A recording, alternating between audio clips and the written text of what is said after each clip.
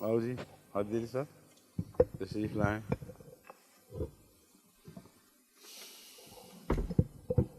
वो जो पहले रसाले का चल रहा था उसमें तो तकरीबन सारे हल हो गए थे, बाज़ ऐसे थे जो दूसरों में जवाब आ गए हैं, ठीक है। छोटे छोटे अनुमान लगाए हुए थे। अब ये है अब्दुर्रहमान यकूब बाबा का एक चीज़ वो थोड़ा जो यहाँ आते रहते हैं लंदन इंग्लैंड में में जी अपना जलसा मनाने के लिए। जी जी ये मजलिस तहफ़्फ़ुज़ ख़त्म नबूवत पाकिस्तान जी सुल्तान ने छपाया है, जी जी फैसला आप करें। ठीक है। इसमें हज़रत मसीह मौऊद अलैहिस्सलाम पर बाज़ एतराज़ात किए हैं जो तहरीरों को काट छांट कर। ठीक है, वो तो खैर करते इस तरह है। हाँ जी, इसमें शुरू करो। तमाम एतराज़ जो हैं एक एक करके लेते हैं, बताएं, शुरू करें। ये बाबा साहब ने लिखा है कि हज़रत मिर्ज़ा साहब का इल्हाम है कि दुनिया में कई तख्त उतरे पर 13 तख्त सबसे ऊपर बिछाया गया। ये हकीकतुल वही का हवाला है। अच्छा, इसके साथ कुछ और भी मिलाया या यही एक रखा है इसके उन्होंने? साथ एक और मिलाया है, वो जो चांद सूरज ग्रहण वाला था उसका कल चूँकि जवाब आ गया था, अच्छा, तो इसके साथ इसके साथ एक हज़रत मसीह अलैहिस्सलाम की एक तहरीर अरबईन में भी है, इससे मिलता एक इल्हाम है, इस फद्दलतुक अलल आलमीन, जी जो हमने तुझे तमाम जहानों पर फजीलत दी, वो भी है। जी और कुरान करीम की कसरत से ऐसी आयात भी हैं कि हमने फ़लाँ को सब जहानों पर फजीलत दी, उसमें तमाम बनी इसराइल भी आते हैं और हज़रत मरियम के मुतालिक भी आता है कि हाँ, मगर बहरहाल ये मुहावरा तो आम चलता है, कुरान करीम से आम नहीं, कुरान करीम में आम मिलता है। तो वो इससे क्या नतीजा निकालना चाहते हैं कि नाउज़ुबिल्लाह हज़रत मसीह अलैहिस्सलाम हज़रत रसूल अकरम सल्लल्लाहु अलैहि वसल्लम के तख्त से अपना तख्त ऊंचा बताते हैं, ये नतीजा निकाल रहे हैं। ये तो इसका तो एक ही इलाज है कि हमारी हज़रत मसीह अलैहिस्सलाम की किताबों को आज़ाद कर दिया जाए, जो उन्होंने कतगन लगाई है वो उठा लें, क्योंकि अगर इनका मसलक जो है वो दुरुस्त है तो फिर तो हज़रत मसीह अलैहिस्सलाम की हर तहरीर इसी बात के हक़ में गवाहियाँ देगी और दलाइल पाए जाएंगे क्यों मैं अफजल हूँ, और कुरान और हदीस से कोशिश की जाएगी, जैसा जो भी फितने परदाज हैं वो इसी तरह किया करते हैं। तो बाकी सब कुतुब में जो तहरीरात हैं उनको छुपा लिया गया है और एक तहरीर को उठाया गया है। इसमें कोई बात है, कोई चोरी की बात है जो ये मौलवी ज़ाहिर नहीं करते। असल बात यह है कि हज़रत मसीह अलैहिस्सलाम हज़रत अक़दस मोहम्मद मुस्तफ़ा सल्लल्लाहु अलैहि वसल्लम के ज़िक्र के साथ जब अपना ज़िक्र करते हैं तो खाक पे बिछ जाते हैं। कोई इशारतन या कनायतन भी हुज़ूर अकरम सल्लल्लाहु अलैहि वसल्लम से किसी बराबरी या फजीलत का कोई सवाल नहीं उठता, पैदा ही नहीं होता, बल्कि इतनी ज़ोर से अपने आप को गिराते हैं कि जिस तरह इंसान खाक में सामने भिज जाए। इससे मिलता जुलता एक और भी एतराज़ है जो इन्होंने किया हुआ है, वो उसमें हज़रत मियाँ बशीर अहमद साहब की किताब थी ना, किताबुल फ़स्ल, कलमतुल फ़स्ल, हाँ, उसमें से लिया हुआ है। उसकी भी यही नौइयत है कि वो यहाँ तो कहते हैं ऊंचे हो गए और उससे नतीजा निकालते हैं कि बराबर चल पड़े। अच्छा, वो निकाल लो ना भारत, वो भी मुझे पढ़ के सुनाओ, फिर इकट्ठे करते हैं दोनों हज़रत मिर्ज़ा बशीर अहमद साहब की किताब कलमतुल फ़स्ल से ये इक़्तिबास लिया है कि हर एक नबी को अपनी इस्तेदाद और काम के मुताबिक कमालात अता होते हैं, किसी को बहुत किसी को कम, मगर मसीह मौऊद अलैहिस्सलाम को तो तब नबूवत मिली जब उसने नबूवत मोहम्मदिया के तमाम कमालात को हासिल कर लिया, ठीक, और इस काबिल हो गया कि ज़िल्ली नबी कहलाए। बस ज़िल्ली नबूवत ने मसीह मौऊद के कदम को पीछे नहीं हटाया बल्कि आगे बढ़ाया, और इस कदर आगे बढ़ाया कि नबी करीम सल्लल्लाहु अलैहि वसल्लम के पहलू ब पहलू ला खड़ा किया। ठीक है। ये अब एक ही मजमून से मिलती जुलती बातें हैं, इनका इकट्ठा जवाब देते हैं। एक साथ दूसरी इबारत भी है हाँ, इसी वो भी किताब पढ़ की लो, वो भी पढ़ लो कि इस सूरत में क्या इस बात में कोई शक रह जाता है कि कादियान में अल्लाह ताला ने फिर मोहम्मद सल्लल्लाहु अलैहि नहीं, ये वसल्लम और को है, उतारा। ये मजमून तो उससे है, वो बासफ़िल उम्मीयीन रसूल मिनहुम वाली, अच्छा ये दो अलग अलग मजमून हैं। ये जो मजमून है सिर्फ इतने हद तक रहने दो। जी ठीक है। अब बात यह है कि हज़रत मसीह अलैहिस्सलाम की एक तहरीर पेश करके और हज़रत मिर्ज़ा बशीर अहमद साहब की एक तहरीर पेश करके ये तासुर दिया गया है दुनिया को कि حضرت مسیح موعود علیہ السلام کا بھی یہ عقیدہ تھا، اور آپ کی اولاد کا بھی اور جماعت کا بھی یہ عقیدہ ہے کہ حضرت مسیح موعود علیہ السلام کم از کم رسول اللہ صلی اللہ علیہ وسلم کے برابر ضرور ہیں، اور حقیقت یہ ہے کہ بڑھ کر ہیں، نعوذ باللہ من ذالک، کیونکہ کہتے ہیں کہ تیرا تخت سب تختوں سے اوپر بچھایا گیا۔ سوال یہ ہے کہ جب مسیح موعود علیہ السلام نے یہ لکھا تو کیا بات کر رہے ہیں تمام زمانوں میں تمام انبیاء سے اوپر، یا اپنے زمانے کی بات کر رہے ہیں؟ اسی مضمون میں وہ فضل تو والی آیت ہے جو قرآن کریم میں ملتی ہے، اور مسیح موعود علیہ السلام کو بھی الہام ہوئی، یعنی اس وہ مضمون الہام ہوا ہے، اس فضلتو کا علی العالمین، جب میں نے تجھے تمام جہانوں پر فضیلت دی۔ دیکھنا یہ ہے کس زمانے کی بات ہو رہی ہے، جو کہنے والا ہے اس کے ذہن میں کون لوگ ہیں جن پر فضیلت ہے۔ اس کا ترجمہ تو حضرت مسیح موعود علیہ السلام خود کر چکے ہیں۔ دیکھیے حضرت مرزا صاحب کے الفاظ، جس قدر لوگ تیرے زمانے میں ہیں سب پر میں نے تجھے فضیلت دی، تو بات تو کھل گئی فوراً۔ یہ 1400 سال پہلے سے حضرت اقدس محمد مصطفیٰ صلی اللہ علیہ وآلہ وسلم کا ذکر کر کے مقابلہ کیسے کر سکتے ہیں؟ اس لیے جھوٹ اور شرارت ہے، بعض عبارتیں چھپا لیتے ہیں اور لوگوں پر ایک غلط تاثر دینے کی کوشش کرتے ہیں۔ یہ اعتراض تو احمدی کے نزدیک اتنے بودے ہیں کہ کوئی چھوٹے سے چھوٹا احمدی بھی پڑھا ہو لکھا ہو یا ان پڑھ ہو، ایک ثانیے کے لیے بھی وہم نہیں کر سکتا کہ حضرت مسیح موعود علیہ السلام سے محمد رسول اللہ صلی اللہ علیہ وسلم کے مقام کو برابر یا نیچا دکھائے۔ ہر ایک احمدی کی گھٹی میں یہ گھول کے بچپن سے پلایا گیا ہے کہ حضرت مسیح موعود علیہ السلام نے جو کچھ پایا اپنے آقا محمد رسول اللہ صلی اللہ علیہ وسلم سے پایا ہے۔ اس لیے یہ عبارتیں سب اپنے محل سے اٹھا کر جو بیان کرنا چاہتی ہیں ان سے ایک طرف کر کے محض فتنہ پیدا کرنے کی کوشش کی جا رہی ہیں، جو جماعت احمدیہ کا اصل عقیدہ نہیں ہے۔ اصل عقیدہ کیا ہے؟ اگر وہ عبارتیں جماعت کی کتابوں میں نہ ہوتیں تو پھر مولوی کہتے ہیں کہ ہمیں پتہ نہیں تھا کیا مطلب ہے، وضاحت نہیں ہو سکی، اس لیے ہم نے الزام لگا دیا۔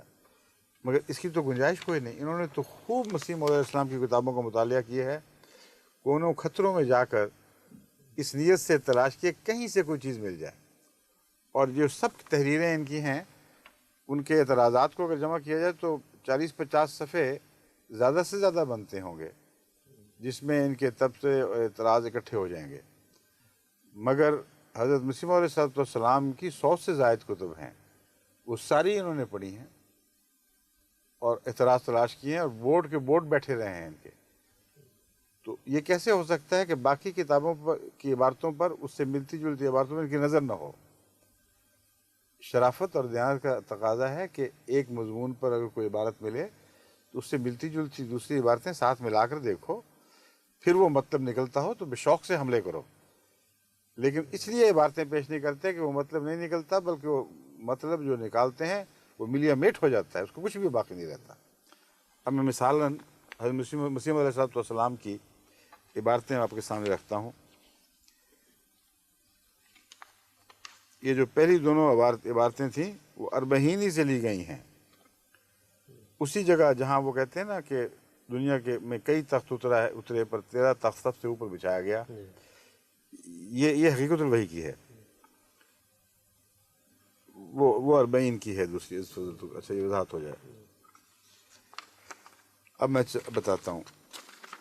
حضرت مسیح موعود علیہ السلام فرماتے ہیں یہ عاجز بھی اس جلیل الشان نبی کے آخر خادمین میں سے ہے، آخر خادمین، سب خادموں سے عاجز، جو سید الرسل اور سب رسولوں کا سرتاج ہے، یعنی محمد رسول اللہ، ان کے آخر خادموں میں سے یہ عاجز بھی ہے۔ سب رسولوں کا سرتاج کن معنوں میں ہے؟ اگر وہ حامد ہیں تو وہ احمد ہے۔ یہ تو ویسے بھی مولویوں کو سمجھ ہی نہیں آنی بات کی، کیونکہ اس میں عرفان کی باتیں ہیں۔ کہتے ہیں جتنے رسول تھے وہ خدا کی حمد کرنے والے تھے، مگر یہ احمد ہے، سب سے زیادہ حمد اس نے کی ہے،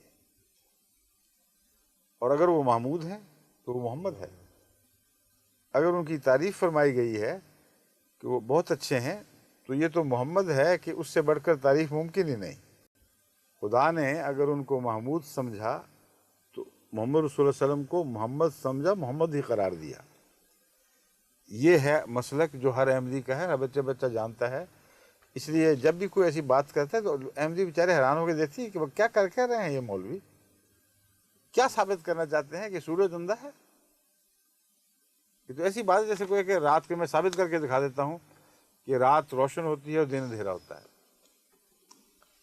آگے حضرت مسیح موعود علیہ السلام فرماتے ہیں واللہ یعلم انی عاشق الاسلام و فداء حضرت یہ کیا ہے محمد انا یہاں خیر الانام ہے، و فداء حضرت خیر الانام و غلام احمد المصطفیٰ صلی اللہ علیہ وآلہ وسلم، آئینہ کمالات اسلام صفحہ 388۔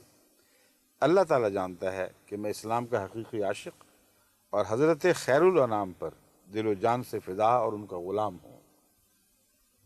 جب یہ اعلان ہو رہے ہوں تو اگر کسی نے کوئی عبارت لکھی ہے تو وہ جانتا ہے، ساری دنیا کو پتہ ہے، اس کے تابع ان واضح اور کھلے کھلے محکم اعلانات کی تابع وہ ساری باتیں ہوں گی جو کسی اور موقع پر کسی اور ضمن میں محمد رسول اللہ علیہ وسلم یا حضرت مسیح علیہ السلام کے حوالے سے چلیں گی۔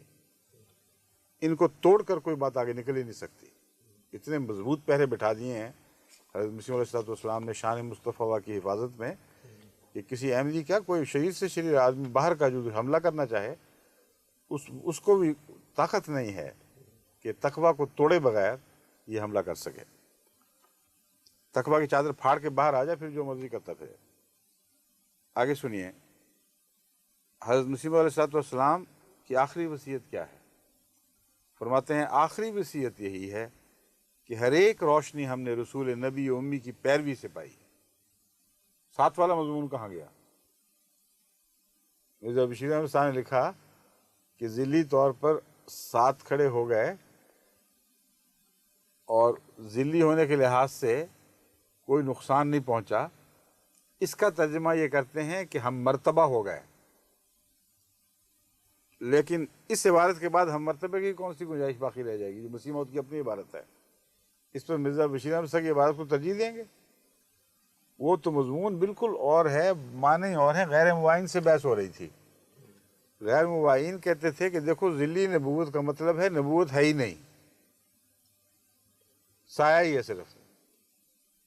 حضرت مرزا بشیر احمد صاحب ان سے بحث کرتے ہوئے ان پر یہ کھولنے کی کوشش کر رہے ہیں کہ ذلی کو تم ادنا نہ سمجھو، یہ سب سے آگے بڑھانے والی ہے۔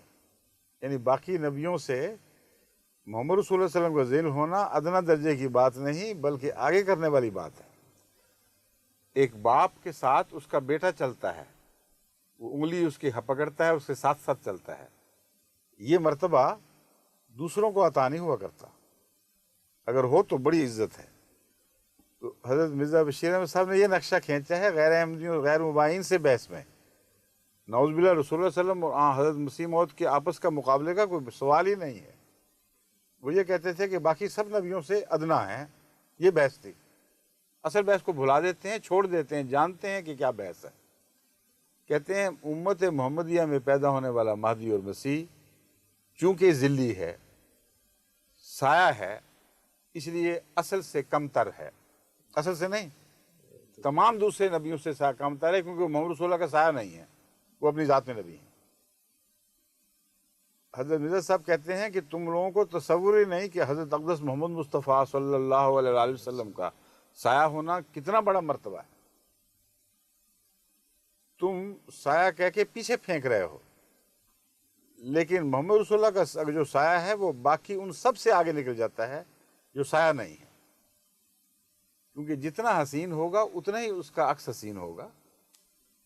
ایک بہت ہی خوبصورت آدمی کا عکس ایک طرف ہو اور دوسری طرف ایک نسبتاً کم خوبصورت جس میں کوئی داغ بھی ہوں، کچھ ٹیڑے بھینگے نقوش بھی ہوں، اس کا رکھ کے دیکھیں تو کون آگے ہوگا؟ جو دنیا کا سب سے حسین ترین انسان ہے اس کے مقابل پر تو عکس عکس ہی ہے، چاہے اس کے پہلو میں کھڑا کر دو۔ کبھی ذل کو پہلو میں کھڑا کر کے کہہ سکتا ہے کوئی کہ دیکھو ذل اصل سے آگے بڑھ گیا یا اصل کے برابر ہو گیا؟ سایہ سایہ ہی ہے۔ حضرت مرزا بشیر احمد صاحب سایہ ہی کہہ رہے ہیں، اس لیے ادھر کھڑا کر دو یا ادھر کھڑا کر دو، جب کہہ دیا کہ سایہ ہے اور سایہ ہے ان معنوں میں کہ آپ کا تمام حسن انہوں نے اپنی ذات میں جذب کیا، تب نبوت کا مرتبہ پایا۔ اس پہلو سے ذلی نبی جو محمد رسول اللہ صلی اللہ علیہ وسلم کا ذیل ہے وہ کسی اور سے پیچھے نہیں ہو سکتا، کیونکہ اس نے سب سے زیادہ حسن کی عکاسی اپنی ذات میں کی ہے۔ وہ حسن سب حسنوں سے بڑھ کر تھا، اس لیے اس حسن کا عکس اپنی ذات میں پرتو کرنے والا شخص وہ بھی حسین ترین دکھائی دے گا۔ یہ مضمون ہے جس کو بگاڑتے ہیں۔ حضرت مسیح علیہ السلام کیا فرماتے ہیں؟ ساتھ چل کے ان معنوں میں نہیں ہے کہ برابری کے معنوں میں، تو بڑی سخت گستاخی ہے۔ حضرت مرزا بشیر نے کہا کہ کونے خطرے دماغ میں کسی کونے میں بھی یہ وہم نہیں آ سکتا تھا کہ ساتھ چلانے سے مراد یہ ہے کہ محمد صلی اللہ علیہ وسلم کے برابر ہو گئے ہیں۔ جیسے میں نے کہا ذیل کہہ رہے ہیں برابری کا خیال پیدا کرنا ہی ناممکن ہے، مگر مسیح علیہ السلام کی تحریریں بالکل کھلی اور واضح ہیں۔ نبی امی کی پیروی سے پائی ہے، جو شخص پیروی کرے گا وہ بھی پائے گا۔ کہ میری خصوصیت نہیں ہے، تم بھی پیروی کر کے دیکھ لو، تم بھی یہی پاؤ گے۔ یہ کیا مضمون ہے؟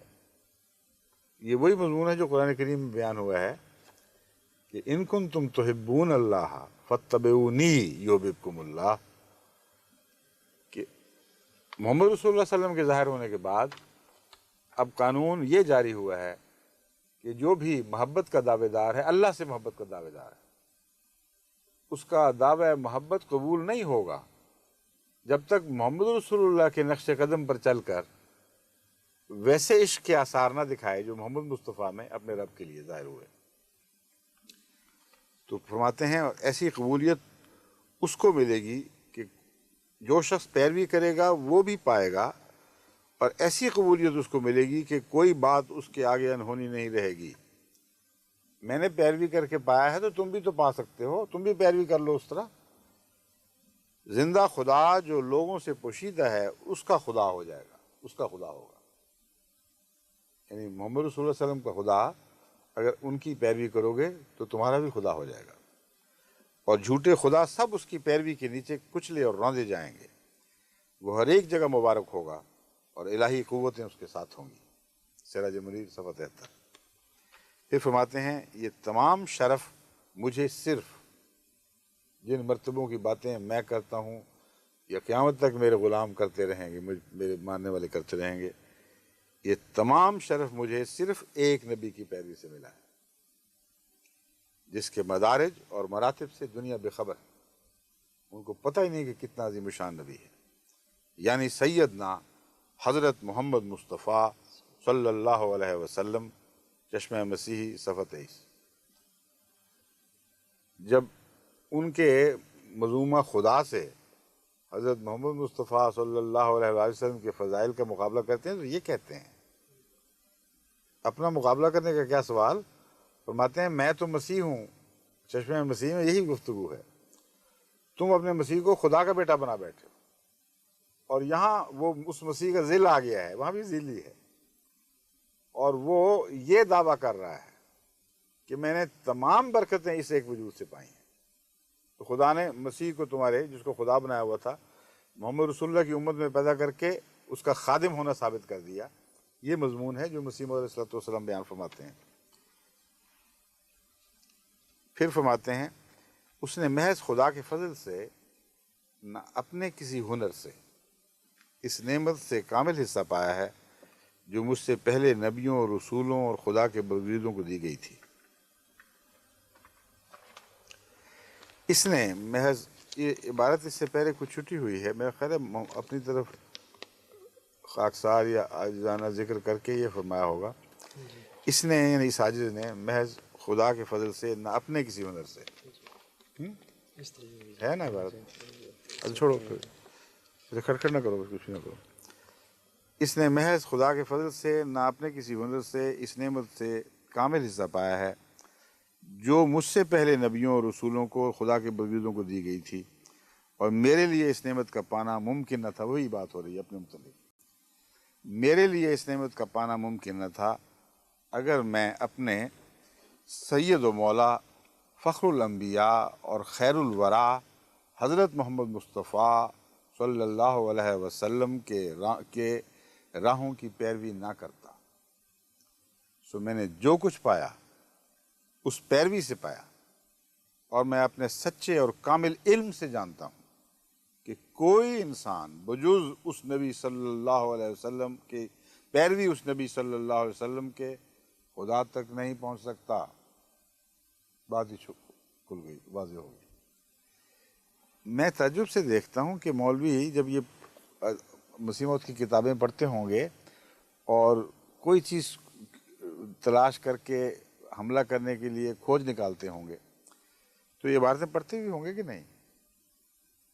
یعنی عبارتوں سے بور ہو جاتے ہوں گے کہ یہ کیا فضول، مزہ نہیں آیا، محمد رسول اللہ کی تعریف ہو رہی ہے، شاید دل آزاری ہوتی ہو، کیا پتہ ان بیچاروں کی، کیونکہ پاکستان میں تو یہی ہو رہا ہے، جہاں رسول اکرم صلی اللہ علیہ وآلہ وسلم کی حمد کے ترانے گائے وہیں دل آزاری ہو گئی ان کی۔ تو اتنے عظیم الشان کلام پڑھ کے ان بیچاروں کو کتنی تکلیف پہنچتی ہوگی، پیٹتے ہوں گے، ہائے ہم کیا کریں، کتنے جائیے، ہم پنجابی میں کہتے ہیں نا سیاپا ہو گئے، کتنے جائیے۔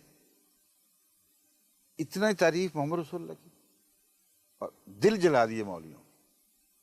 اگر دل جلتے نہ اور روشن ہوتے، خوش ہوتے، تو جس طرح میں پڑھ کے سنا رہا ہوں یہ بھی پڑھ کے سناتے، عوام الناس کو بتاتے کہ دیکھو اس ایک فکرے سے غلط فہمی میں نہ مبتلا ہو جانا، یہ تو عاشق زار ہے محمد رسول اللہ صلی اللہ علیہ وسلم کا، عاشق تام ہے، یہ کہتا ہے ہر چیز میں نے اس کی غلامی سے پائی ہے، اس لیے یہ جو فکرے تمہیں کہیں دکھائی دیتے ہیں ان کا مضمون تم سمجھے نہیں ہو، اس سے دھوکے میں نہ مبتلا ہو جانا۔ اگر طبیعتیں خوش ہوئی ہوتی تو بابا صاحب یہ باتیں پیش کرتے، یہ تو پتہ نہیں کس طرح جیسا کوئلوں پہ لوٹتا ہے آدمی، اس طرح گزرے ہوں گے ان باتوں سے۔ آگے دوسرا اس کی کلمہ فصل کی تائید میں جو کچھ حوالے تھے اور بھی وہ بھی دو۔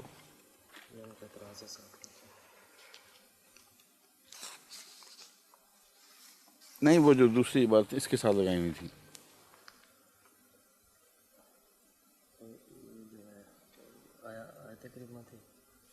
دوسرے علماء کی باتوں کے لحاظ سے اس کے ساتھ بھی تو کچھ لگائے تھے، کچھ باتیں جو میں اکٹھی کروائی ہیں، تو نے وہ فکرہ اسے چھوڑ دیا اور صرف مجھے یہی پکڑا دیا۔ اس عنوان کے نیچے الگ جو تھیں باتیں، یہ تو میں نے وہی باتیں پڑھی ہیں جو پہلے عنوان کے نیچے لکھی ہوئی تھیں۔ اس کے ساتھ کون سی لگی ہوئی تھی؟ اس کے ساتھ کھول کیوں دیا اس کو پھر؟ اسی کے ساتھ لگا، دونوں اکٹھا کرنا تھا۔ نہیں، وہ الگ الگ کروائی تھی۔ دیکھتے ہیں۔ اب بابا صاحب کا میں دوسرا اس کا وہ ایک اکٹھا ہی ہے، جواب آ گیا ہے، ورنہ ایسے بہت سے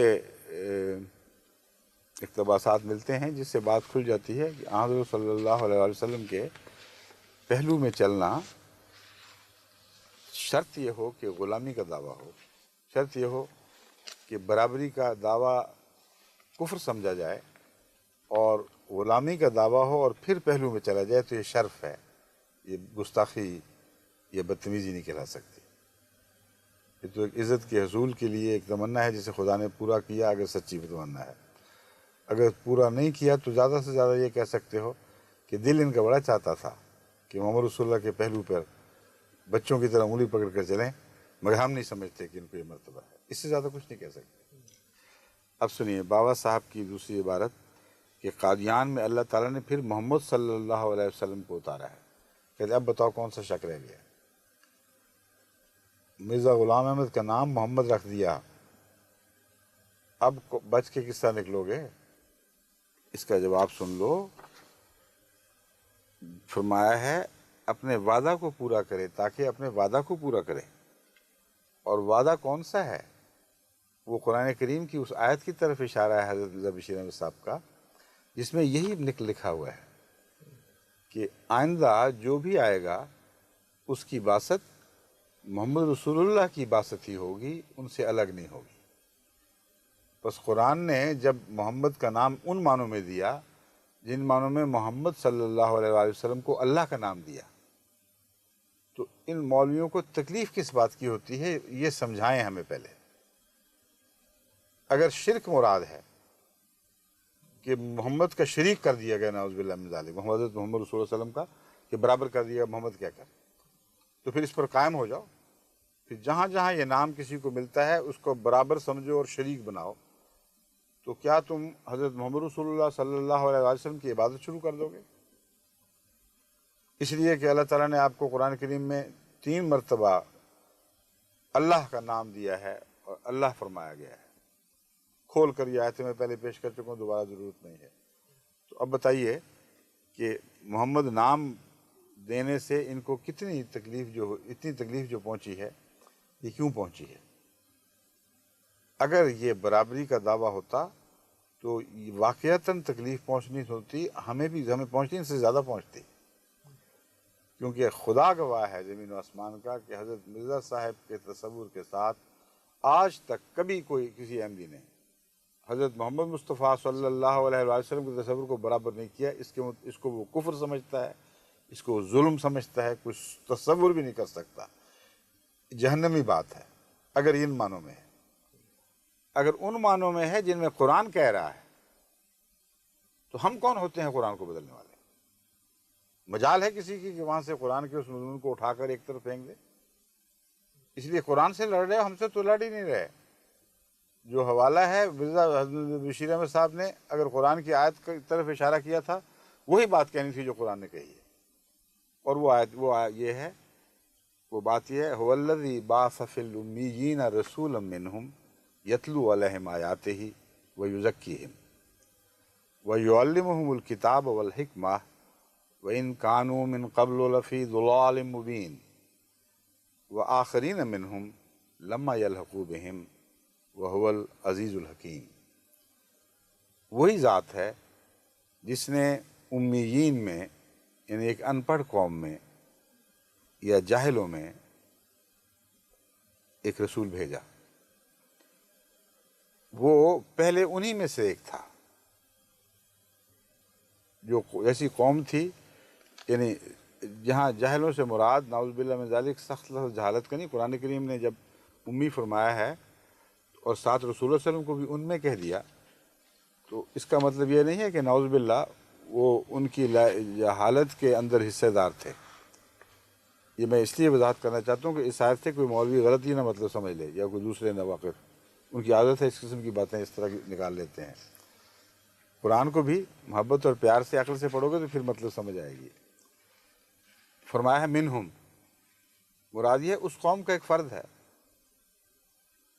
ہرگز یہ مراد نہیں کہ نعوذ باللہ من ذالک جاہل ہیں۔ ایک معنوں میں امی کا لفظ اطلاق پاتا ہے کہ یہ وہ قوم ہے جس نے لوگوں سے دنیا کے علوم حاصل نہیں کیے، اور اس پہلو سے جیسے ان پڑھ رہ جاتی ہے کوئی قوم، ویسے تھی۔ حضرت محمد مصطفیٰ صلی اللہ علیہ وآلہ وسلم نے بھی دنیا کے کوئی علوم کسی سے حاصل نہیں کیے، نہ دین کے علوم کسی اور سے پڑھے سوائے اس کے کہ اللہ نے خود پڑھائے۔ تو ان معنوں میں صرف یہ امیین کا لفظ اطلاق پائے گا۔ هو الذی بعث فی الامیین رسولا منہم، کیا کرتا ہے وہ رسول؟ یتلو علیہم آیاتہ، وہ ان پر اللہ کی آیات پڑھتا ہے، ویزکیہم، اور ان کا تزکیہ فرماتا ہے، پاک کر دیتا ہے ان کو، ویعلمہم الکتاب والحکمہ، اور ان کو کتاب کی بھی تعلیم دیتا ہے، کا علم بھی دیتا ہے، اور کتاب کی حکمت بھی بتاتا ہے۔ یعنی صرف یہ کہہ کر کہ خدا نے فرمایا مانو تو ٹھیک ورنہ جہنم میں جاؤ، یہ نہیں کہتا، ثابت کرتا ہے کہ جو خدا نے کہا ہے سچ کہا ہے، اس کی یہ حکمتیں ہیں، ان پر غور کرو، اس کے سوا تمہارے لیے چارہ کوئی نہیں رہ جاتا۔ یہی ایک راہ ہے جو اختیار کرنے کی راہ ہے، یہ مراد ہے حکمت کی۔ یہ بات ختم ہو گئی، رسول اللہ صلی اللہ علیہ وسلم تشریف لے آئے، الحمدللہ حکمت بھی نازل ہوئی، علم کی تشریحات بھی آپ نے فرما دیں۔ پھر کیا ہوا؟ فرمایا وَإِن كَانُوا مِن قَبْلُ لَفِي ضَلَالٍ مُبِينٍ، ہم جو ضلال کہہ رہے ہیں اس سے پہلے گمراہی میں تھے، وہ پہلے کی باتیں ہیں، اب نہیں رہی۔ جب خدا سے علم پا لیا، وہ جو بظاہر اس قوم سے تھا جو دنیا میں سب سے پیچھے تھی، وہ ساری دنیا کا معلم بن گیا، ساری دنیا کو تعلیم کتاب کرنے لگا اور کتاب کی حکمتیں بتانے لگا۔ تو اس مضمون کی طرف اشارہ ہے کہ کوئی غلطی سے یہ نہ سمجھنا کہ حضرت محمد رسول اللہ پیچھے رہ گئے ہیں باقی دنیا سے علم میں۔ وَإِن كَانُوا مِن قَبْلُ لَفِي ضَلَالٍ مُبِينٍ، تھے کسی زمانے میں، گزر گئی وہ بات، اور یہ کہہ کر یہ بتا دیا کہ چلے کہاں سے تھے اور کہاں پہنچے. یعنی اس قوم میں سے ہونا آپ کی گستاخی، آپ کے لیے کوئی شرم کا موجب نہیں ہے، بلکہ کمال کا یہ موجب ہے کہ وہاں سے سفر کیا اور کہاں تک جا پہنچے. اور معراج کی حقیقت بھی اس کے اندر اس طرح داخل ہو گئی، ان کانوں میں ان کو پرانی باتیں ختم ہوئیں، اب تو علم و حکمت کے سرچشمے جاری ہو گئے ہیں. وآخرین منہم لما یلقوا بہم، کسی اور کا ذکر نہیں چل رہا، محمد رسول اللہ صلی اللہ علیہ وسلم کا ذکر چل رہا ہے، یاد رکھو. اور آخرین منہم، ان کے آخرین میں بھی مبعوث فرمائے گا.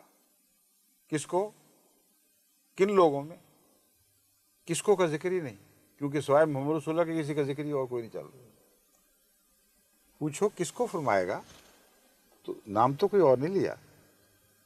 کیسے محمد کے سوا کوئی اور نام رکھا جا سکتا ہے؟ کیونکہ حضرت محمد رسول اللہ کا ذکر خیر چل رہا ہے، جن کی طرف بھیجا ان کا ذکر فرما دیا.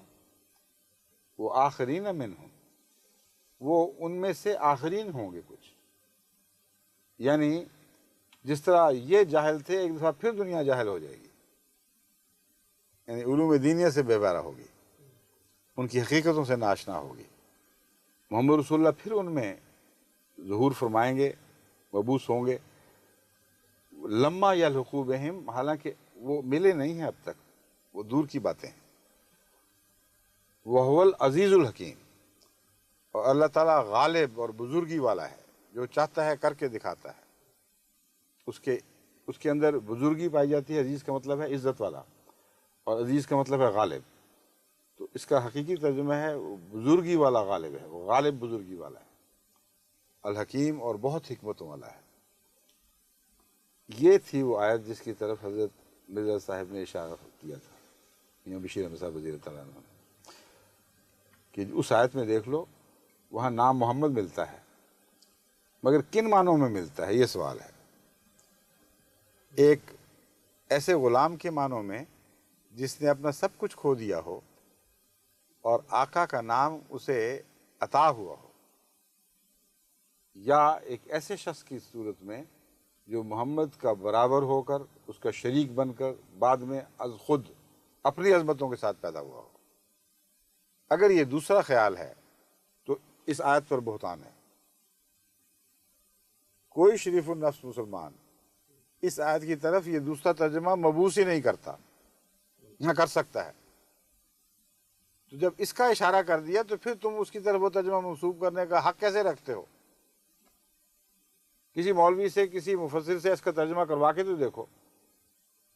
کوئی یہ کہنے کی جرت ہی نہیں کر سکتا کہ یہاں خدا تعالیٰ نے نعوذ باللہ رسول اللہ صلی اللہ علیہ وسلم کا مقام گرا دیا ہے، یہ کہہ کر کہ آپ آخرین میں نازل ہوں گے. کیونکہ سب جانتے ہیں کہ جس میں عنصری کے ساتھ بنفس نفیس، تو آپ آخرین میں نازل نہیں ہوں گے، آخرین میں مبعوث نہیں ہوں گے، وہ تو ہو چکے. اس لیے یہ کہنا، اس آیت کا یہ ترجمہ کر لینا کہ خدا تعالیٰ نے نعوذ باللہ حضرت محمد رسول اللہ کا نام آنے والے کو دے کر، جو آخرین کی طرف آئے گا، اپنے رسول کا مقام گرا دیا اور آنے والے کو اس کا شریک برابر کر دیا. جو ترجمہ مولوی اس آیت کا یہ کرے گا وہ جھوٹا ہے، سارے دوسرے مولوی اس پہ لعن طعن کریں گے. اور مرزا بشیر احمد صاحب کیا کہہ رہے ہیں؟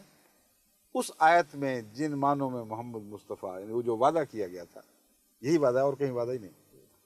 جہاں محمد کے آنے کا وعدہ ہے ان معنوں میں یہ محمد ہے، ان سے بڑھ کر نہیں. بالکل وہی بات کہ قرآن نے اللہ فرمایا ما رمیت اذ رمیت ولکن اللہ رمی. تو کیا ترجمہ کرتے ہیں مولوی؟ ایک طرف نعوذ باللہ من ذالک، اگر یہ حکمتیں نہ سمجھے قرآن کی تو ایک اور تضاد پیدا ہو جائے گا. ایک طرف نعوذ باللہ من ذالک محمد رسول اللہ کا مقام اتنا گرا دیا کہ یہ کہہ دیا کہ بعد میں جو آئے گا وہ اپنے طور پر محمدیت کی صفات لے کر اٹھے گا، اور اس محمد کا شریک بن کر ایک اور محمد اتر آئے گا. یہ ایک طرف یہ معنی کر کے وہ قرآن کی گستاخی کریں گے اگر ایسے معنی کریں.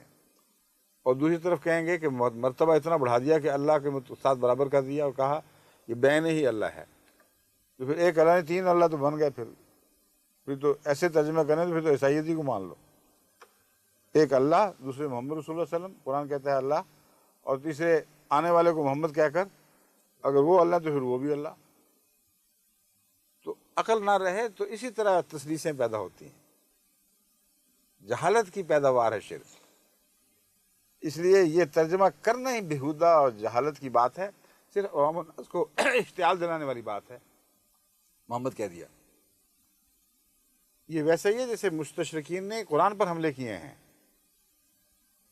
کل بھی میں نے یا پرسوں عبارتیں بعض پڑھی تھیں، ان میں ذکر تھا کہ مستشرقین نے قرآن پر حملے کیے ہیں یہی آیتیں نکال کر کہ تم موحد کہتے پھرتے ہو، یہ تو اللہ کا دعوے دار ہے اور کھلم کھلا لکھا ہے، اس میں کسی شک کی گنجائش نہیں۔ تو جاہل تو مشتعل ہو سکتے ہیں جن کو کچھ علم نہ ہو، جن میں تقویٰ ہو، دیانت ہو، جو قرآن کریم کے مضامین سے واقف ہوں، وہ جانتے ہیں کہ یہ محاورے ہیں، یہ آقا کا نام غلام کو دیا جانا آقا کی عزت گرانے والی بات نہیں، غلام کی عزت افزائی ہے۔ لیکن عزت افزائی غلامی کی حد تک، اس سے آگے نہیں، غلامی کے دائرے سے نکل ہی نہیں سکتا۔ بس ذل اگر ویسا ہو، دکھائی دے جیسا اصل ہے، تو ذل کے آئینے کا کمال ہے، لیکن ذل کی ذاتی خوبی اور کوئی نہیں ہے۔ جس نے نقالی کی ہے وہ نقالی ہے، اس نے تو دوسرے کو دیکھ دیکھ کر اس سے اپنے نقوش سنوارے ہیں۔ بس اس لیے اصل ہی رہتا ہے، جس کو ہماری ساری عبارتوں میں حضرت محمد رسول اللہ کو اصل قرار دیا گیا ہے، حضرت مرزا غلام احمد صاحب کو ذل، اور آپ کا عکس، اور آپ کا تابع، اور آپ کا غلام، اور حضرت مسیح موعود علیہ السلام کو اپنی عبارتوں میں ملتا ہے، میں آپ کا آخر ادنا چاکر ہوں، ادنا غلام ہوں۔ یا سیدی انا آخر الغلمان، یا سیدی انا آخر الغلمانی، اے میرے آقا میں تو آپ کے غلاموں میں سے سب سے آخر ہوں۔ یہ جس نے باتیں کہی ہوں، کھول کھول کر ساری کتابیں بھری ہوں، اس پر اس طرح کے الزام لگانا یہ تو صریحاً ظلم ہے۔ اب سنیے اس آیت کے متعلق ایک اور سوال۔ لاہور سے ہماری ایک عزیزہ ہیں، انہوں نے مجھے چند دن ہوئے خط لکھا تھا، مجھے کل پرسوں ملا ہے وہ۔ اس میں لکھا ہے کہ یہاں ایک نوجوان ہیں جو بہت ہی ذہین ہے اللہ کے فضل سے، اور یہاں بیٹھے وہ بیرونی یونیورسٹیوں کے ساتھ منسلک ہونے والے امتحان دیتے ہیں۔ بعض امتحان ہوتے ہیں جو مثلا کیمبرج کے، وہ لاہور میں بھی لیے جا رہے ہوتے ہیں، اور ساری دنیا میں اول آتے ہیں۔ ایسے ذہین نوجوان ہیں، اور جماعت احمدیہ کی بھی تحقیق کر رہے ہیں، اور ان کو بالکل صاف سچائی نظر آ رہی ہے۔ وہ اپنی والدہ سے بھی باتیں کرتے ہیں، کہتے ہیں دیکھو یہ تو ٹھیک ٹھاک صاف باتیں ہیں، کیوں ہم ان سے دور ہیں پھر؟ تو انہوں نے اس آیت کے ذکر پر، شاید انہوں نے پڑھی ہو ان کے سامنے، ایک سوال اٹھایا۔ وہ کہتے ہیں کہ اس آیت میں جو یہ فرمایا گیا ہے، آپ کہتی ہیں، یعنی وہ بچی لکھ رہی ہیں مجھے کہ انہوں نے مجھ سے پوچھا کہ آنٹی آپ یہ کہتی ہیں کہ یہاں مراد حضرت صلی اللہ علیہ وآلہ وسلم کی بعثت ثانیہ ہے، آخرین منہم لما یلق بہم، اور اس بعثت ثانیہ کو آپ امام مہدی قرار دے رہی ہیں۔ اس بچی نے اس طرح نہیں پیش کیا کہ گویا نعوذ باللہ عوام الناس جس طرح سمجھتے ہیں کہ محمد رسول اللہ صلی اللہ علیہ وسلم خود اتریں گے، بڑی عقل سے بات کی، سمجھ سے بات کی کہ اس آیت میں دراصل امام مہدی کے آنے کا ذکر ہے، اور امام مہدی کا چونکہ وہ کلیتاً ہدایت یافتہ ہوگا، مہدی کے اندر ہی ذلیت پائی جاتی ہے۔ جو شخص ہادی ہو وہ ہدایت دیتا ہے، جو مہدی ہو وہ ہدایت پاتا ہے۔ اسی لیے جو چاند سورج کی گواہی والی حدیث ہے، اس میں حضور اکرم صلی اللہ علیہ وآلہ وسلم فرماتے ہیں اِنَّ لِمَہْدِیَ نا، ہم سے ہدایت پانے والے مہدی کی یہ نشانیاں ہوں گی، جو ہماری ہدایت کے تابع اور غلامی کے نیچے ہوگا، جو ہمارا ہوگا۔ تو انہوں نے بڑی ذہانت سے اس کے سوال کے جواب میں، اس بچے کے پہلے ایک سوال کے جواب میں یہ کہا کہ قرآن کریم کی یہ آیت ہے جو مجھے دکھائی دے رہی ہے جس میں مہدی کا ذکر ہے۔ تو انہوں نے اس پر تعجب کیا، انہوں نے کہا کہ اس بات کی کچھ وضاحت ہو کہ وہ کون لوگ کس طرح ذکر ہوا آخرین منہم لما یلقوا بہم سے، تو کہتے ہیں ہم تو یہی سمجھتے ہیں اور ہمیں یہی سمجھایا جاتا ہے کہ مراد یہ ہے کہ حضرت محمد رسول اللہ ہی اولین کی طرف بھی مبعوث ہیں اور آخرین کی طرف بھی مبعوث ہیں، یعنی کوئی نیا نازل نہیں ہوگا۔ یہ تھا سوال اس بچے کا بالآخر۔ میں نے بحث کا پس منظر آپ کو دکھا دیا ہے، اب میں آپ کو اس کے متعلق سمجھاتا ہوں۔ بعض علماء آج کل اس آیت کے مضمون سے بچنے کے لیے یہی معنی پیش کرتے ہیں کہ سیدھی ساری بات ہے، اول کا بھی رسول آخر کا بھی رسول، بیچ میں لما یلحقوا بہم کی کیا بحث آئی؟ وہ ابھی تک ملے نہیں، اور یہ کیا ہوا کہ جو بیچ کے سارے بزرگ تھے سارے غائب، ان کی طرف مبعوث نہیں تھے۔ آپ تو اولین کی طرف بھی مبعوث، آخرین کی طرف مبعوث، اور قیامت تک آنے والے سب کی طرف مبعوث۔ تو آخرین کی جو بحث یہاں اٹھائی گئی ہے، اس کا یہ مطلب ہرگز نہیں ہے کہ یہی وہ رسول ہے جو اول کی طرف کے رسول ہے اور آخر کی طرف رسول ہے۔ آپ تو تمام جہانوں کے رسول ہیں۔ دوبارہ اس آیت کو پڑھیں، وہ مضمون اس سے نہیں نکلتا۔ میں اس کی تائید میں اب ایک اور بات کروں گا ابھی ٹھہر کے۔ هو الذی بعث فی الامیین رسولا منہم یتلو علیہم آیاتہ، وہی ہے جس نے امیین کی طرف رسول بھجوایا جو اس کے آیات ان پر تلاوت کرتا ہے اور ان کو پاک فرماتا ہے اور علم کتاب دیتا ہے اور حکمت کتاب دیتا ہے۔ وَإِن كَانُوا مِن قَبْلُ لَفِي ضَلَالٍ مُبِينٍ، اس سے پہلے وہ کھلی کھلی گمراہی میں تھے۔ وَآخَرِينَ مِنْهُمْ لَمَّا يَلْحَقُوا بِهِمْ، اور آخرین کی طرف بھی جو ابھی نہیں ملے۔ اس میں وہ سارے زمانوں کے رسالت کا ذکر نہیں ہے، وہ تو ہیں ہی سب جہانوں کا رسول، ہر زمانے کا رسول۔ آخرین کو کیوں چنا گیا ہے؟ ان معنوں میں چنا گیا ہے کہ آپ کی ایک مثالی بعثت، تمثیلی بعثت آخرین میں بھی ہونے والی تھی۔ فرمایا وہ هو العزیز الحکیم، وہ اللہ غالب، بزرگی والا اور حکمت والا ہے۔ پھر اس بات کی طرف اشارہ کر کے کہ یہ خاص بات ہے، فرماتا ہے ذالک فضل اللہ یؤتیہ من یشاء۔ یہ جو دوسری بات ہم کر رہے ہیں، یہ ایک ایسا فضل ہے جسے چاہے گا اللہ دے گا۔ تم یہ نہیں کہہ سکتے اس کو دینا اس کو نہیں دینا۔ واللہ ذو الفضل العظیم، واللہ وہ الفضل، دیکھ لو واللہ ہی مجھے یاد تھا۔ قرآن کریم کی سورہ جمعہ میں نکال لیں تاکہ نہیں ذو الفضل العظیم کے ساتھ ہوا ہے یا واللہ، دیکھ لو۔ لما یلحقوا بہم وهو العزیز الحکیم ذالک فضل اللہ یؤتیہ من یشاء۔ واللہ ذو الفضل، واللہ ہے، ٹھیک ہے، یؤتیہ من یشاء واللہ ذو الفضل العظیم، اور اللہ بہت بڑے فضلوں والا ہے۔ اب سوال یہ ہے کہ جب یہ آیت نازل ہوئی، بخاری شریف میں اس کا کیا قصہ بیان ہے، کیا واقعہ ہوا، کیسے ہوا، اور صحابہ نے کیا سمجھا؟ صحابہ نے یہی سمجھا کہ کسی بعثت کا ذکر ہو رہا ہے اور رسول کریم صلی اللہ علیہ وآلہ وسلم ہی دوبارہ مبعوث ہوں گے، اور ان کو تعجب ہوا کہ وہ کون لوگ ہوں گے۔ اگر ساری دنیا کے اول آخر اس طرح اس محاورے میں بات ہوئی ہوتی تو کسی تعجب کی ضرورت ہی کوئی نہیں تھی، سب جانتے تھے، یہی ان کا ایمان تھا۔ لیکن بخاری شریف میں حدیث ہے کہ جب یہ آیت نازل ہوئی، صحابہ حضور اکرم کے گرد بیٹھے ہوئے تھے، آپ نے جب اس کی تلاوت فرمائی تو ایک صحابی نے سوال کیا کہ وہ کون لوگ ہوں گے؟ لوگوں کا پوچھا، کیونکہ یہاں ان کا ہی ذکر چلا، ان کانوا من قبل لفی ضلال مبین۔ یہ نہیں پوچھا کہ آپ دوبارہ آئیں گے یا کیا قصہ ہے۔ حالانکہ اس آیت سے یہ بحث اٹھنی چاہیے تھی کہ یا رسول اللہ، آپ تو اولین اور آخرین کے ہیں ہی، تو آپ کے دوبارہ آنے کا کیوں ذکر ہے، اور وہ کون لوگ ہیں جن کی نسبت کے ساتھ آپ کو دوبارہ لانے کی بات کی جا رہی ہے؟ اس کو انہوں نے سمجھا کہ واقعتاً یہی ہوگا، آپ ہی نے آ جانا ہے، مگر تعجب سے یہ تھا کہ وہ آدمی کون ہے۔ اگر سارا زمانہ تھا تو یہ پوچھنے کا کیا مطلب تھا وہ کون ہے؟ سارا زمانہ تھا، یہ استدلال میں کر رہا ہوں اس سے، یہ سمجھیں غور سے کہ اگر ساری دنیا کی طرف مبعوث ہیں، قرآن کہہ رہا ہے کہ مبعوث ہیں، تو صحابہ کو ذہن میں یہ خلش کیوں اٹھی کہ وہ کون لوگ ہیں، وہ کوئی خاص لوگ ہیں جن میں محمد رسول اللہ کی بسط ہو رہی ہے؟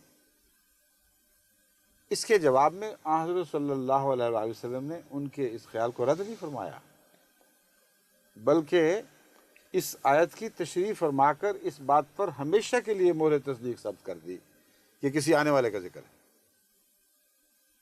اور وہ میں بنفس نفیس نہیں ہوں گا،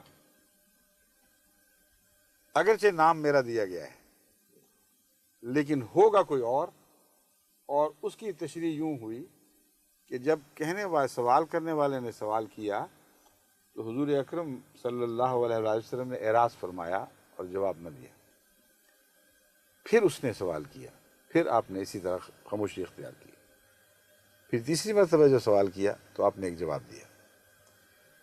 اس جواب کی طرف سے پتہ چلتا ہے کہ جو تیسرا جواب ہے وہ وحی کے نتیجے میں ہے، کیونکہ تمام اہل علم جانتے ہیں کہ حضرت اقدس محمد رسول اللہ صلی اللہ علیہ وآلہ وسلم کا یہ طریق تھا، یہ سنت پاک تھی کہ جب کسی سوال کا جواب نہیں آتا تھا خود بظاہر راست یا پوری طرح اس پر عبور نہیں سمجھتے تھے تو وحی کا انتظار فرماتے تھے، اور یہی مضمون ہے جو قرآن کریم نے فرمایا ما ينطق عن الهوى ان هو الا وحی یوحی، یہ اپنے نفس کی باتوں سے بات نہیں کرتا بلکہ اس وحی کے مطابق بات کرتا ہے جو یوحی اس پہ ہو رہی ہے، اترتی ہے اس پر۔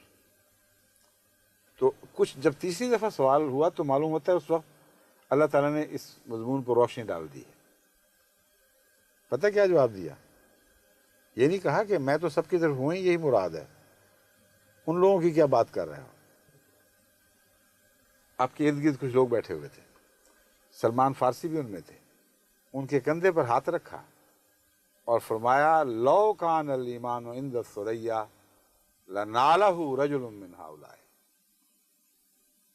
رجال من ہؤلاء آتا ہے اور پھر رجل بھی آتا ہے، دونوں آتے ہیں، میں رجل کی تلاوت کی ہے اس موقع مال کے مطابق، لیکن حدیث میں رجال بھی آتا ہے، ایک سے زیادہ ایسے انسان ہوں گے، اور پھر رجل بھی ہے، ایک غیر معمولی طاقت کا انسان بھی ہوگا جو کیا کرے گا؟ اگر ایمان ثریا ستارے پر بھی چلا گیا تو وہاں سے ایک رجل کامل اٹھے گا، زمین سے ایک رجل کامل اٹھے گا جو آسمان سے ستارے ثریا ستارے سے ایمان کو کھینچ کر دوبارہ زمین پر لے آئے گا، اور رجال کے معنی یہ ہوں گے کہ پھر وہ اور اس کے ساتھی، جیسے فرمایا محمد رسول اللہ والذین معہ، اس کے ساتھ اور بھی ایسے ہوں گے خدمت کرنے والے جو ایمان کو تقویت دینے والے ہوں گے، جو آسمان سے ایمان کھینچ کر زمین پر اتارنے والے ہوں گے۔ اب یہ جواب اس آیت کے ساتھ کیا تعلق رکھتا ہے؟ اولین اور آخرین کی بات کے تعلق میں اب اس کو سمجھو غور سے۔ قرآن تو فرما رہا ہے کہ محمد رسول اللہ صلی اللہ علیہ وآلہ وسلم، اگر وہ ترجمہ مولویوں والا درست ہے، اولین اور آخرین کے سب کے، یعنی سب دنیا کے رسول برابر ہیں، ہر زمانے کے ہیں، تو اس سوال کا پھر کیا موقع، وہ کون لوگ ہوں گے؟ سارا زمانہ مسلسل چل رہا ہے، سارے جہان کے، چینی، جاپانی، ترکی، انگلستانی، یورپ کے ہوں یا امریکہ کے ہوں، شمال کے ہوں یا جنوب کے ہوں، تمام تر محمد رسول اللہ صلی اللہ علیہ وسلم کی امت بنا دیے گئے ہیں، ان معنوں میں کہ امت بنانے کے لیے پیدا کیے جا رہے ہیں، ان کو کوئی حق نہیں اس امت سے ہٹ کر کسی اور امت کی پیروی کریں۔ یہ مضمون اگر ہو تو وہ کون لوگ ہوں گے کا سوال کیا ہے؟ حضور فرماتے ہیں یہ تم کیسا سوال کر رہے ہو، میں یہ قرآن فرما رہا ہے میں سب کے لیے ہوں، اور تم نے اٹھا کے یہ سوال شروع کر دیا وہ کون ہوں گے، اور مراد تمہاری یہی ہے کہ میں کن میں آؤں گا، یہ کہا نہیں لیکن جواب میں ظاہر ہے۔ فرمایا اگر آخری زمانے میں ایمان ثریا پر بھی چلا جائے، آخرین کا ذکر ہے، ان کا زمانہ آخری دوسرا زمانہ ہی ہوگا بہرحال، تو ایک مرد خدا ایسا ہوگا یا کچھ مرد ایسے ہوں گے جو ثریا ستارے سے کھینچ کر دین واپس لے آئیں گے۔ اب اس جواب کو اس سوال سے ملا کر دیکھو تو حضور اکرم صلی اللہ علیہ وآلہ وسلم نے اس سوال کے ایک پہلو کا جواب نہیں دیا، جو سوال ہونے چاہیے تھے ان سب کے جواب دے دیے، اور اس سے ثابت ہوتا ہے مزید کہ صرف یہ نہیں کہ بخاری کی حدیث ہے، اتنا گہرا عرفان ہے اس حدیث میں کہ محمد رسول اللہ کے سوا کوئی یہ بات بنا ہی نہیں سکتا تھا۔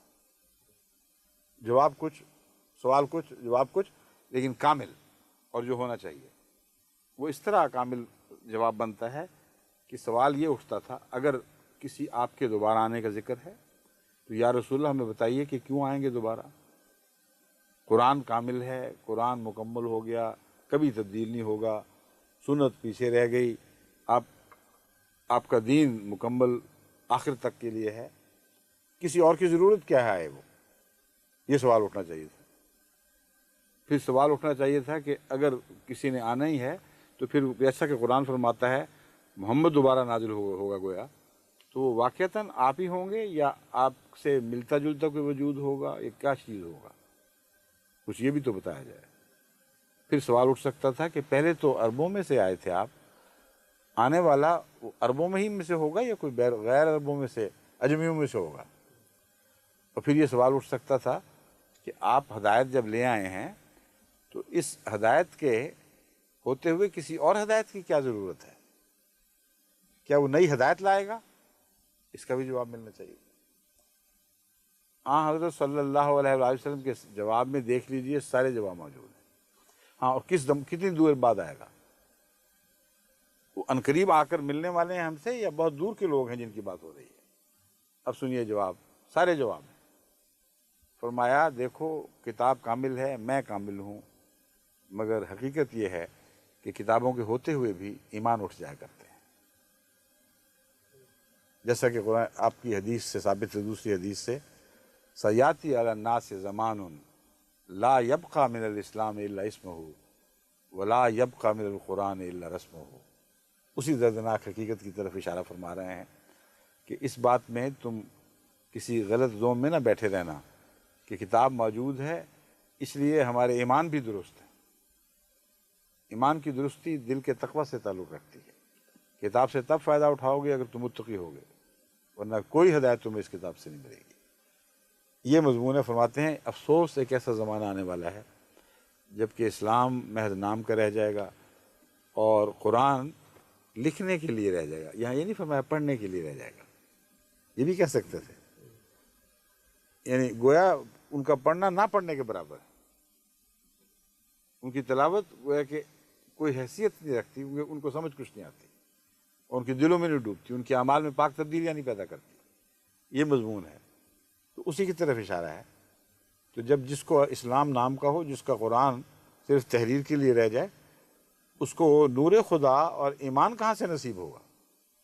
فرمایا ایسا زمانہ آنے والا ہے، جب وہ زمانہ آئے گا تو آنے والا چاہیے، کیونکہ میں موجود، میری کتاب موجود، میں ایک زندہ نبی، اپنی برکتوں کے لحاظ سے، اپنے فیوز کے لحاظ سے، ان سب باتوں کے ہوتے ہوئے جب دنیا ایمان سے پھر جائے گی تو کوئی آئے گا تو واپس آئے گی۔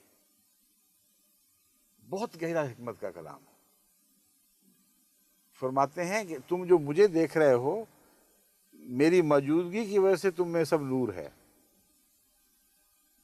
میرا فیض جاری رہے گا، لیکن اگر میں ذاتی طور پر تربیت خود نہ کر رہا ہوں تو مجھ سے زمانہ جتنا دور ہٹے گا اتنا ہی اس میں خرابیاں پیدا ہوں گی۔ اسی لیے مجدد کی پیشگوئی فرمائی کہ ہر صدی کے سر پہ مجدد آئیں گے، لیکن یہ جو آخری ہے جس کی بات فرما رہے ہیں، کہتے ہیں وہ بہت عظیم شان مجدد ہوگا۔ وہ ایسا ہوگا کہ گویا اس زمانے میں ایمان ہی اٹھ چکا ہے اور وہ آسمان سے باتیں کرتا ہوگا، وہ آسمان سے ایمان کو کھینچ کر واپس لائے گا، اس لیے اس کو یہ نام دیا گیا ہے، یہ مراد ہے۔ اور زمانہ بھی بتا دیا، کیونکہ یہ وہم و گمان بھی نہیں کیا جا سکتا کہ آن حضور صلی اللہ علیہ وآلہ وسلم کے وصال کے مان بعد ایسا اندھیرا چھا جائے کہ روشنی کی کوئی رمق دکھائی نہ دے۔ اس نقشے کے مطابق تو بڑا اندھیرا ہے، تو ایسا ہوگا، اس وقت آئے گا جب کہ ایمان سریا پر جا چکا ہوگا، زمین کے پاس ہی نہیں بیٹھا ہوگا، یعنی آسمانی نور آسمان کی طرف اڑ جائے گا، وہ اسے اتار کر واپس لائے گا۔ تو بہت دیر کی بات ہے، دور کے زمانے کی بات ہو رہی ہے۔ تو آخرین سے مراد وہ دوسرے لوگ، وہ دوسری قوم جو بہت بعد میں آنے والی ہے۔ یہ بیان فرمانے کے بعد اب ایک سوال حل طلب رہ جاتا تھا، یا رسول اللہ یہ تو سمجھ آ گئی کہ آنے والا ایک ہے، کہ ایک سے زیادہ وجود ہیں جن کا ذکر اس آیت میں مل رہا ہے، وہ بعد کے لوگ ہیں جو ہم سے نہیں ملے، مگر یہ فرمائیے کہ وہ عربوں میں ہی ہم سے ہوں گے یا اور ہوں گے کچھ؟ سارے عرب تھے ارد گرد بیٹھے ہوئے، ایک غیر عرب کا کندھا تھا جو سلمان فارسی کا تھا۔ آپ کا دست مبارک اس غیر عرب کندھے پر پڑتا ہے اور فرماتے ہیں کہ لَنَالَهُ رَجُلٌ مِّنْ هَٰؤُلَاءِ، ان لوگوں میں سے، یعنی غیر عربوں میں سے، اجمیوں میں سے وہ وجود ہوگا۔ اہل فارس بھی ترجمہ کیا جاتا ہے اس کا، اس کو کوئی غلط کہنے کا حق نہیں رکھتا، مگر میں اسے زیادہ وسیع تقسیم میں دیکھ رہا ہوں۔ ایک طرف عرب ہیں جن کو خدا نے ساری دنیا کی سب سے بڑی نعمت عطا کر دی، سارے زمانوں کی، اور سب سے بڑا فضل عطا فرما دیا۔ اب باقی دنیا کو خدا ہمیشہ محروم ہی رکھے گا اب، یا غلام باہر سے پیدا کر دے گا؟ اگر اسے صرف اہل فارس کی طرف منسوب کرو، ان کی طرف منسوب کرنے کی وجوہات موجود ہیں، مگر بعض دفعہ ایک تفسیر کے علاوہ اور بھی تفسیریں ہوتی ہیں۔ میرے نزدیک اس اہل فارس میں سے پیدا کرنے کی وجہ یہ نہیں ہے کہ صرف فارس کی کوئی عزت ہے یا ایران کی عزت ہے، اس کا ایک وسیع تر مفہوم یہ ہے کہ اہل فارس میں پیدا کر کے میں نے عجم کا شکوہ بھی دور کر دیا، کہ وہ خدا جو دوبارہ انعام کرنے والا ہے وہ صرف عرب کے ساتھ محدود نہیں رکھے گا۔ اور اس مضمون کی تائید قرآن کریم کی اس آیت کا آخری ٹکڑا کرتا ہے، ذالک فضل اللہ یؤتیہ من یشاء واللہ ذو الفضل العظیم، یہ اللہ کا فضل ہے، جسے چاہتا ہے دیتا ہے، جسے چاہے گا دے گا، کوئی نہیں جو اس کے ہاتھ روک سکے۔ تو عجم کی پیشگوئی اگر نہ ہوتی تو سلمان فارسی کے سوا کوئی عرب کندھا وہاں موجود نہیں تھا، سارے وہی تھے۔ اتنی واضح پیشگوئی ہے۔ اب رہا سوال کہ اسے امام مہدی کیوں نہ فرمایا؟ محمد اور مہدی میں صرف یہ فرق ہے کہ ایک آقا اور دوسرا کامل غلام، ایک استاد اور دوسرا کامل شاگرد، ایک وہ جس نے خدا سے فیض پایا اور ایک وہ جس نے محمد رسول اللہ سے سب کچھ سیکھا جو خدا کا دیا ہوا تھا۔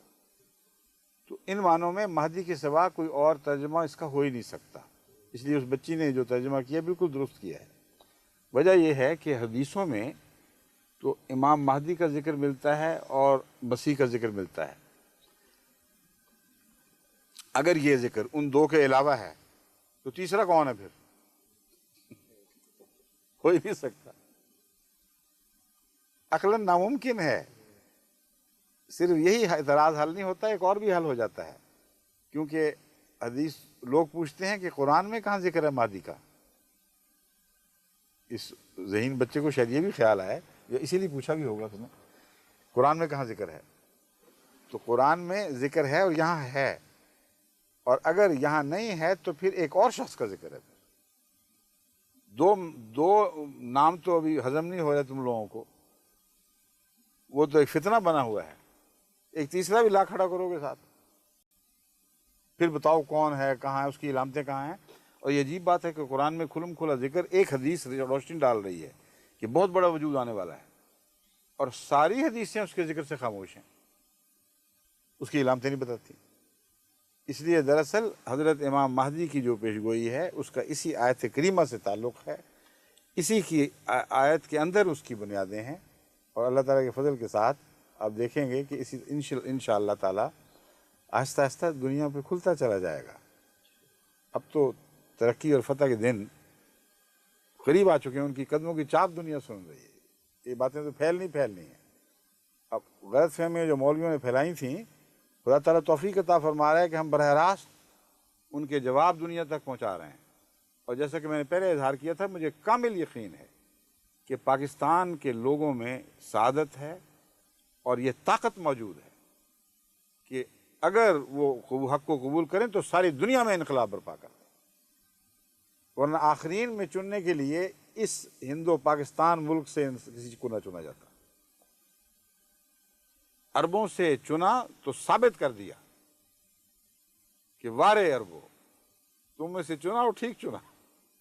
جو سب سے ذلیل نظر آتے تھے، جو سب سے زیادہ جاہل نظر آتے تھے، ان کانوا من قبل لفی ضلال مبین، ان کی باتیں جہالت کی ماضی کے قصے بن گئے، تاریخ کا حصہ بن گئے، اور جب وہ روشن ہوئے تو ایسے دن کی طرح روشن ہوئے کہ ہر اندھیرے کو انہوں نے روشن کر کے دکھا دیا۔ یہ ہے پہلے خدا کے چناؤ کی درستی یا صحیح ہونا یا اس کے برمحل ہونے کا ثبوت۔ عربوں نے اپنی قربانیوں سے اور دنیا میں دین کو پھیلا کر سچ کر دکھایا کہ اللہ کا انتخاب خوب انتخاب تھا۔ اس لحاظ سے جب لوگ کہتے ہیں پاکستان برباد ہو گیا، یہ ہو گیا، گند ہو گیا، نظر تو یہی آتا ہے، تکلیف بہت ہوتی ہے، لیکن یہ کہنا درست نہیں ہے کہ اس قوم کا اندرونہ کلیتاً بگڑ چکا ہے۔ عرب کو بھی تو جاہل خدا کہتا تھا، اس رسول اللہ صلی اللہ علیہ وسلم کے زمانے سے پہلے جاہل کہہ کر بات کی جاتی تھی، اسی زمانہ جاہلیت آج تک کہا جاتا ہے۔ اور اس زمانہ جاہلیت سے جو روشنیوں کے چاند سورج طلوع ہوئے ہیں، جو ستارے نکلے ہیں، قیامت تک کے لیے دنیا کو روشن کرنے کے لیے انہوں نے نور اکٹھے کیے۔ تو اللہ تعالیٰ نے جب دوبارہ کسی قوم کو اپنے فضلوں کے لیے چنا ہے تو میں تصور بھی نہیں کر سکتا کہ ان کے متعلق یہ کیا سوچوں کہ ان کا باطن اندر تک گندا اور وہ اس قابل ہی نہیں ہے کہ نور ہدایت کو سمجھیں۔ اگر اس قابل نہ ہوتے تو اتنے 10-12 سال کے ظلم کو اس طرح ہنسی خوشی سے برداشت کرتے؟ ہزاروں آدمی گھروں کے آرام چھوڑ کے جیلوں میں چلے گئے، لیکن حضرت صلی اللہ علیہ وسلم سے اپنا دامن نہیں چھوڑایا۔ کتنے ہیں جنہوں نے ووٹ بنائے اور قیمت یہ ادا کی کہ رسول اللہ صلی اللہ علیہ وسلم سے دامن چھوڑاؤ۔ جب تحقیق ہوئی تو پتہ لگا اکثر وہ ہیں جو احمدی تھے ہی نہیں، وہ نہ ادھر کے تھے نہ ادھر کے تھے، اور جو چند تھے وہ دین سے مرتد ہوئے ہیں۔ ان کا احمدیت سے کیا تعلق؟ انہوں نے تو یہ لکھ دیا، دستخط کر دیے کہ ہم وہ ہیں جن کا کلمہ شہادت سے کوئی تعلق نہیں۔ وہی بات ختم ہو گئی۔ جب کلمہ شہادت سے تعلق توڑا تو جڑیں اکھیڑ دی تو درخت کا کون سا باقی رہا ہے پھر؟ اس لیے میں سمجھا رہا ہوں کہ جماعت احمدیہ نے تو ترقی کرنی ہے، کوئی روک نہیں سکتا، کیونکہ مادہ خدا نے وہ چنا ہے جس میں عظیم قربانیوں کی صلاحیت موجود ہے، جس میں پھیلنے کی صلاحیت موجود ہے، جس میں پیغام کی خاطر سب کچھ فدا کرنے کی صلاحیت موجود ہے۔ مغرب میں آتے ہیں تو ان کے رنگ میں رنگین ہونے کی بجائے یہاں صوفیاء پیدا ہو رہے ہیں، اللہ کے بندے ایسے غلام جو دن رات اپنا سب کچھ اسلام پر خرچ کر رہے ہیں۔ مجھے ابھی کل یہ خط ملا ایک نوجوان کا کہ میں نے بیعت کی ہے، بوسنین نے لکھا ہے مجھے خط، کہتا ہے میں نے بیعت کی ہے لیکن میں آپ کو بتا دینا چاہتا ہوں کہ کیوں کی ہے۔ کہتا ہے میں نے